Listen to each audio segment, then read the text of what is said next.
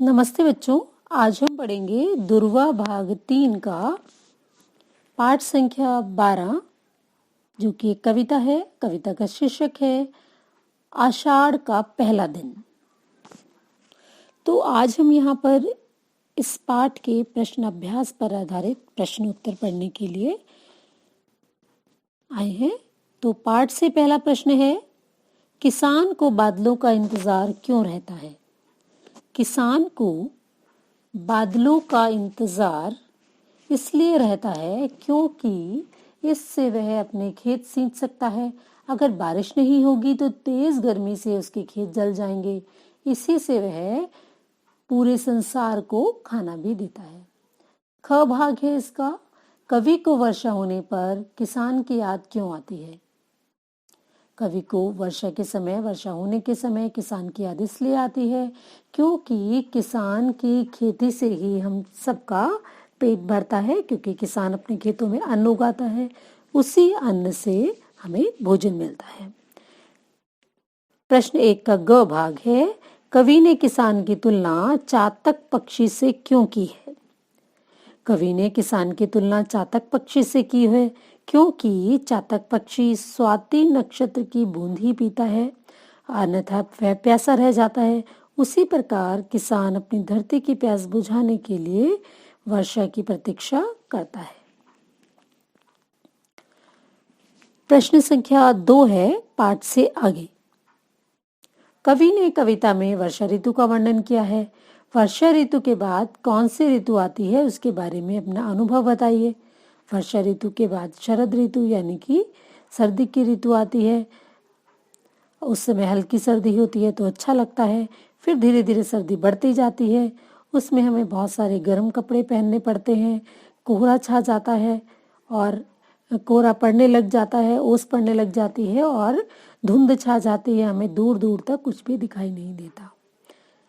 इसका ख भाग, वर्षा ऋतु के पहले कौन लोग क्या क्या तैयारियां करते हैं, उनमें से कुछ लोगों के बारे में जानकारी एकत्रित कर सूची बनाइए।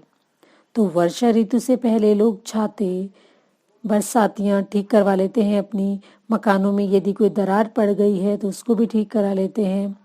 अनाज में कीड़ा ना लगे उसमें दवाई डाल लेते हैं। इसी तरह अपने जो कपड़े आदि भी सुखा लेते हैं लोग। प्रश्न 3 है पहला दिन।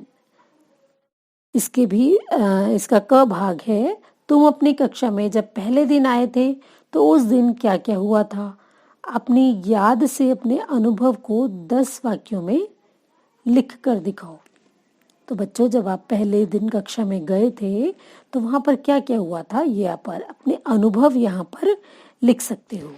इसका ख भाग है, तुम चाहो तो पहला दिन शीर्षक पर कुछ पंक्तियां की कोई कविता भी लिखकर दिखा सकते हो। तो बच्चों, आप अपनी मर्जी से पहला दिन शीर्षक पर कुछ पंक्तियां लिख सकते हो किसी कविता की। प्रश्न 4 है, क्या होगा अगर वर्षा बिल्कुल ना हो? यदि बिल्कुल बारिश ना हो तो क्या होगा? सूखा पड़ जाएगा, नदियाँ तालाब सब सूख जाएंगे, खेती नहीं हो सकेगी, किसी को खाने को अनाज भी नहीं मिलेगा। इसका ख भाग है, अगर वर्षा बहुत अधिक हो। अगर वर्षा बहुत अधिक होगी तो बाढ़ आ जाएगी, सब कुछ पानी में बह जाएगा, जान माल दोनों की हानि होगी। अगर वर्षा बहुत कम हो, अगर वर्षा बहुत कम होगी तो गर्मी बढ़ जाएगी, उमस रहेगी, पर्यावरण ठीक नहीं होगा, अनाज पैदा नहीं होगा ठीक प्रकार से, कहीं कहीं पानी की कमी भी हो सकती है।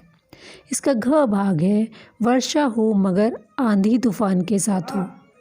वर्षा अगर आंधी तूफान के साथ होगी तो बहुत नुकसान होने की आशंका होगी, पेड़ मकान आदि सब टूट सकते हैं, जान माल दोनों की हानि हो सकती है। तो बच्चों, ये था इस पाठ की प्रश्न अभ्यास पर आधारित प्रश्न उत्तर। बाकी प्रश्न है कल्पना पर आधारित, अगला प्रश्न है वो आप स्वयं कीजिए। आने वाले चैप्टर्स की अपडेट के लिए मेरे साथ बने रहें। Thank you.